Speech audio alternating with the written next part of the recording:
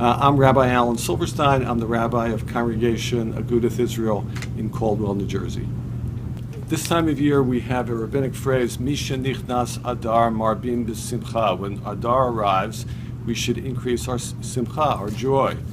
And it is a mitzvah, therefore, to be joyful on Purim. Now, the mitzvah sometimes is tough, as it is for the Jews in Brussels today. I was in contact with some yesterday, but they recognize it's a mitzvah nonetheless, in spite of adversity, in spite of tragedy, to have simcha on Purim. The simcha, however, is not raucous joy alone. It's also to evaluate our status in life. And the Megillah tells us three things which have contemporary implications. First, the Megillah occurs in the context of a battle by the king of Persia to control 127 provinces, in other words, the entire known world at the time, and that's Persia. Earlier, we saw the effort by Pharaoh in Egypt to control the world, and Assyria, which is current-day Turkey, to control the world, and Babylonia, current-day Iraq. Those four countries have been in battles to control the world, as is ISIS today, the known world.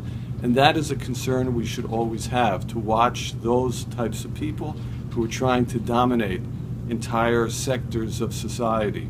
Second is we have Haman, stands for, the evil Haman, the residual genocidal element in society, specifically with him, anti-Semitism, accusing the Jews of being distinctive in our ways, of insisting on having our own practices.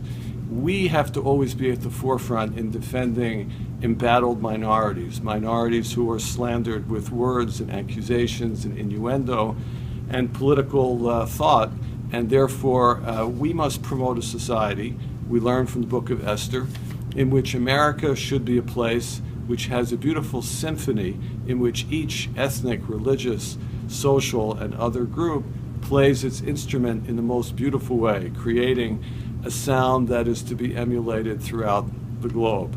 And third, the strategy to respond to anti-Semitism is role modeled for us by Esther and Mordechai.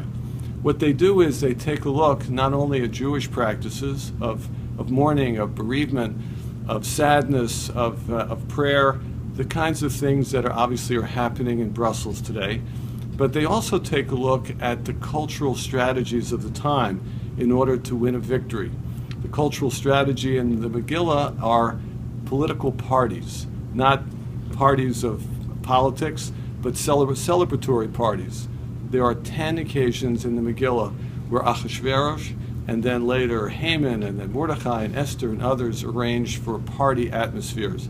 So they take the cultural form of the day, turn it to their advantage, and that enables them to overturn the plot of Haman and to restore security for the Jews. From that we learn to acculturate, to use the best of our practices, which are prayer and avilut as is necessary, but also the best of what's out there in order to achieve our overall goals. So with the somber nature of the message of today, in the wake of terrorism, we're still commanded, Misha Nichnas Adar, Marbim B'Simcha, Purim Sameach.